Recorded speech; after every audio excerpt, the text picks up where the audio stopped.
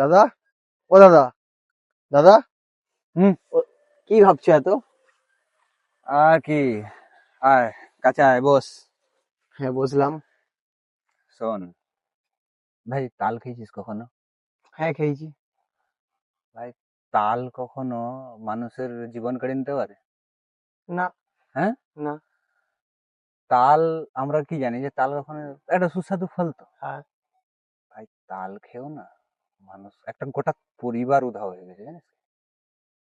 কি হবে? ঘটনাটা খিরিন্দার। আচ্ছা। ঠিক আছে, খিরিন্দা পিংলা থানার আন্ডারে পড়ছে, আমাদের এখানে কাছাকাছি, জানিস। গল্পটা হয়েছে কি, তো এমনি বাচ্চারা যেরকম তাল কুড়োতে যায় বা দেখতে পেলো ওদের বাড়িতে তাল গাছ আছে, কুড়িয়ে নিয়ে আসে। এটা তো সাধারণত আমাদের গ্রামে ঘরে এটা হয়েই হ্যাঁ, থাকে। তো সমস্যাটা এই জায়গায় হয়েছে, বাচ্চা কি করেছে, তাল কুড়িয়ে বেশ সুন্দর নিয়ে চলে এসছে। এক দুপুরে বেশ সুন্দর তাল কুড়িয়ে নিয়ে আসে, এসে বাচ্চা বাড়ির লোকের কাছে আবদার করে যে চলো তাহলে আজকে তালের পিঠা বা বড়া যা হোক কিছু একটা করে। বাড়ির লোকও আনন্দে উচ্ছ্বাসিত হয়ে মোটামুটি করে ফেলে। সমস্যা কোথায় হয়, না সমস্যা হয় হচ্ছে যখন মানে তাল পিঠাটা যখন তৈরি করতে যায়, তখনও কিন্তু কিছু আসেনি চোখে, এই যে আচ্ছা। এটা থেকে কিছু হতে পারে বা খারাপ হয়ে গেছে বা নষ্ট হয়ে গেছে। অনেক সময় তাল পিঠা তৈরি করতে গেলে আমরা দেখেছি যে ফেনা হয়।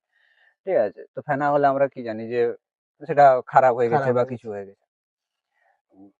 সমস্যা সেখানেও কিছু দেখা যায়নি, সুন্দর পিঠা তৈরি হয়, খায় দায়, রাতের বেলা সবাই ওই পিঠা খেয়ে ঘুমায়।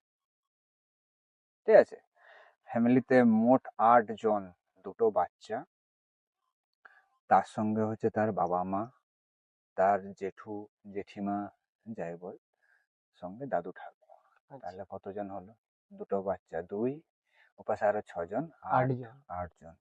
ওইটুকুটুকু বাচ্চাগুলো জানতেও পারলো না যে ওটাই তাদের শেষ খাওয়া এবং শেষ ঘুম। ঘটনাটা এরকম ভাবে ঘটে, খেয়ে দিয়ে তো শুয়ে পড়েছে, কেউ আর জানে না। পরবর্তী দিনে যখন সকালবেলা মানে পাড়ার লোক উঠেনি, দেখছে যে কোনো হয়তো অনেক সময় হয় দেরি করে ঘুম থেকে উঠেছে বা কিছু, সেই টাইমে কেউ না সাড়া না কিছু। হুম। হঠাৎ করে যখন ডাকতে যায় বা করে, তখন দেখে যে বাড়ির থেকে ভেতর থেকে কোনো সাড়া শব্দ কিছু নেই, ভেতর থেকে দরজা লাগানো। তাহলে ভেতর থেকে যদি দরজা লাগানো হয় সেক্ষেত্রে কি হতে পারে? এক, যে হয় ভিতরে কোনো দুর্ঘটনা ঘটেছে, আর নাহলে ভেতর থেকে লাগিয়ে বাইরের রাস্তায় কেউ হচ্ছে গেছে, উম, পেছন রাস্তা দিকেও বেরিয়ে গেছে। হ্যাঁ। তো অবিশ্বাস্যকর ভাবে ভাই, সকালবেলা যখন 8টা বডি বেরোয় না বাড়ির ভেতর থেকে, এটা যথেষ্ট টেনশনের। ভাবলে অবাক লাগে, একবার ভেবে দেখতো ওইটুকুটুকু বাচ্চাগুলো কি জানতো যে পরের দিন সকালবেলা তারা সূর্যটা আর দেখতে পাবে না। খুবই দুঃখজনক ঘটনা। এটা মানে একটা ভাবাচ্ছে যে আমরা যে সমস্ত ফল কুড়িয়ে খাচ্ছি বা কিছু করছি, সেটা একবার দেখে নেওয়াটা প্রয়োজন। কিন্তু তালে এমন কি ছিল যে ওটা তাদের মৃত্যুর কারণ হয়ে দাঁড়ালো? কোনো আইডিয়া নেই। নেই। পরবর্তীকালে পুলিশ আসে, বডি উদ্ধার হয়, ওখান থেকে নিয়ে যায় সামনাসামনি হাসপাতালে। সরকারি হাসপাতালে যখন তাদের পোস্টমর্টম হয়, পোস্টমর্টমে ধরা পড়ে এক বিশেষ প্রকারের বিষ। কেউ কি তাহলে ইচ্ছা করে বিষ দিল না, খাবারের সেটা মধ্যে? সম্ভব নয়। সুইসাইড যদি করতেই হয় তাহলে ইচ্ছাকৃতভাবে বিষ মেশাতে হবে। ইস, আর ইচ্ছাকৃতভাবে যদি বিষ মেশানোই হয়, তাহলে সে নিজেই বা কেন মরবে? অনেক কিছু প্রশ্ন জিজ্ঞাসাবোধক ভাবে থেকেই যায়। কিন্তু পরবর্তীকালে পোস্টমর্টম রিপোর্টে বেরিয়ে আসে নিউরোটক্সিন ভেনাম, যেটা শুধুমাত্র পাওয়া যায় সাপে। আর ওই তালটা যখন পড়েছিল কোনো কারণে সাপ ওটাতে কামড় বসায়, আচ্ছা। তার বিষ ওর মধ্যে যায়। তালটা পড়েই ছিল, ওই বাচ্চাটা যে আনন্দের সঙ্গে ওটা কুড়িয়ে এনেছিল, মানে মৃত্যু কিভাবে ডাকে শুধু সেটাই চিন্তার বিষয়। যে বাচ্চাটা জানতেও পারলো না কিভাবে, কোথার থেকে কি হয়ে গেল। ওইটুকু একটা বাচ্চার আনন্দ মৃত্যু শোকে বদলে গেল। ভাবতে অবাক লাগে যে এটাই, যে ওই দিনটা কি ছিল বা ওই রাতটা কি ছিল যখন ওই রাতে ঘুমের মধ্যেই তারা জানতেও পারলো না এক লোক থেকে অন্য লোকে চলে গেল।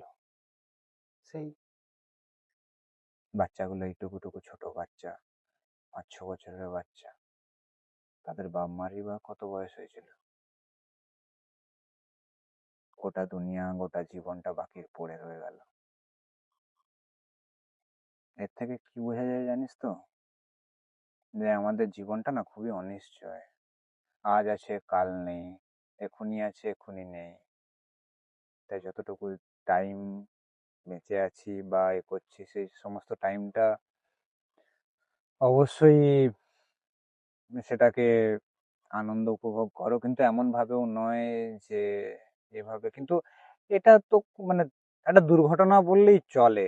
না ওই বাচ্চাটা জানতো, না বাড়ির লোক জানতো, না কেউ কিছু জানতো। কোথার থেকে কি হয়ে গেল, হ্যাঁ? ভাবতে কেমন অবাক লাগে না? অনিশ্চয় জীবনে আনন্দ ফুর্তি সবাই করতে চায়, হোক আনন্দ ফুর্তি, কিন্তু কোনো ফল বা কিছুই যারা আমরা গ্রামের ছেলেরা কুড়িয়ে খাই, শহরে তো নাহলে কিনে খাওয়া হয়, ভালো জিনিসটা ওখানেই চলে যায়। আমাদের গ্রামে ঘরে যারা কুড়িয়ে খায়, যদি কেউ আমাদের ভিডিও থেকে কোনো শিক্ষা নিতে পারে বা কোনো কিছু, অবশ্যই একবার যাচাই করে নেবেন, অবশ্যই একবার দেখে নেবেন, এই ভয়াবহতা যেন কোথাও না আসে। বা একবার ভেবে দেখ, যদি ওখানে সবাই খেত, কোনো একজন ফ্যামিলি মেম্বার না খেত, তার প্রাণটা যেত না। তার প্রাণটা যেত না। কিন্তু যেত না সেটা তো আলাদা বিষয়। এবার ভেবে দেখ, তার সে কতটা কষ্ট বয়ে নিয়ে বেড়াতো। ওই টুকু যদি কোনো বয়স্ক মানুষ হতো বা যদি ছোট বাচ্চাটাও হতো, তো অনাথ হয়ে যেত না।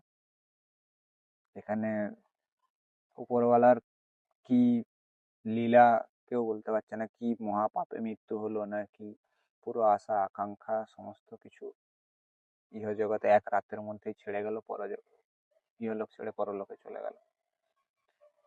এগুলো সত্যি মানে ভাবতেও কেমন একটা লাগে। ওই জন্য টেনশনে বসেছিলাম, তো এসে ডাকলি, তাই তবে ঘটনাটা শোনালাম। এরকমও হয়, দুনিয়ায় ঘটে চলেছে। চল, হুম। মন খারাপ থেকে আবার, যাই হোক তুই এলি, এবার গল্প হবে। আর আপনারা এরকম গল্পের জন্য দেখতে থাকুন আমাদের ক্রক স্টোরি। নমস্কার।